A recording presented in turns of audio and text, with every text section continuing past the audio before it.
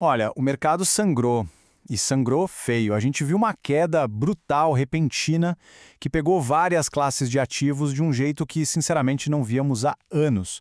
Foi um dia para testar o coração de qualquer um. Para ter uma ideia, a prata caiu 31% em um único dia. Sabe o que é isso? Foi o pior dia para o metal desde a crise de 2008. Uma liquidação assim inacreditável, tanto na velocidade quanto no tamanho do estrago. E achou que parou por aí? Que nada. Até o ouro, aquele porto seguro para onde todo mundo corre, também despencou. 10% em questão de horas. Foi simplesmente a maior queda diária da história do ouro. Um movimento que deixou todo mundo de queixo caído, até a galera mais experiente do mercado. Claro, essa onda de vendas não ia deixar as criptos de fora, né? Chegou com tudo. O Bitcoin foi junto, despencou, rasgou para baixo aquela barreira psicológica dos 80 mil dólares. Mais de 100 bilhões de dólares em valor de mercado evaporaram em apenas 24 horas. Beleza? Com tudo caindo junto, de forma tão violenta, a pergunta que não quer calar é: o que diabos aconteceu? Será que foi alguma falha nos fundamentos dos ativos? É o começo de um novo bear market? Ou foi outra coisa?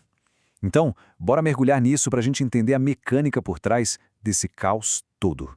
E olha só que curioso. Toda essa cascata de liquidação, esse dominó caindo que abalou o mercado global, não começou do nada. Não foi um pânico aleatório.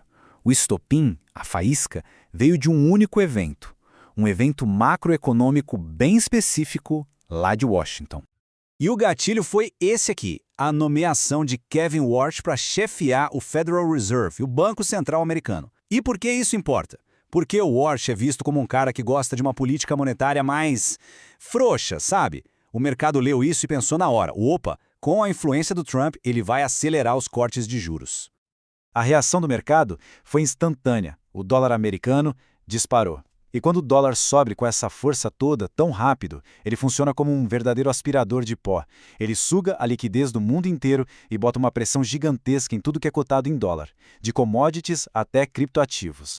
Ok, então o dólar forte foi o começo de tudo. Mas não foi um evento isolado, né? Foi a primeira peça do dominó. Dali em diante, começou uma reação em cadeia que se espalhou de um mercado para o outro numa velocidade, assim, impressionante. Vamos entender como essa bagunça toda se conectou.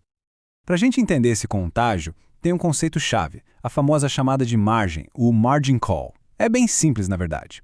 Pensa assim, se alguém aposta usando dinheiro emprestado, ou seja, alavancado, e essa aposta começa a dar muito errado, a corretora liga e fala: olha, preciso de mais dinheiro aqui, agora, para cobrir esse seu prejuízo. E aí que as peças se encaixam. Tinha muita gente alavancada apostando pesado na alta do ouro e da prata. Quando os preços despencaram, essa galera foi pega de surpresa. As chamadas de margem começaram a pipocar. E para conseguir dinheiro rápido, para ontem, para pagar essa conta, eles foram obrigados a vender o que tinham de mais fácil para transformar em dinheiro. E hoje em dia, qual é um dos ativos mais líquidos do planeta? Exato, o Bitcoin. Então, este é o ponto-chave e a gente precisa entender isso muito bem. A queda do Bitcoin não teve nada a ver com uma falha na sua tecnologia ou porque as pessoas perderam a confiança nos fundamentos. Não, foi um evento puramente técnico. Uma crise de liquidez onde o Bitcoin foi usado como um caixa eletrônico de emergência para cobrir o rombo em outros mercados. Só que, no meio desse caos todo, nem todo mundo reagiu com pânico. Muito pelo contrário.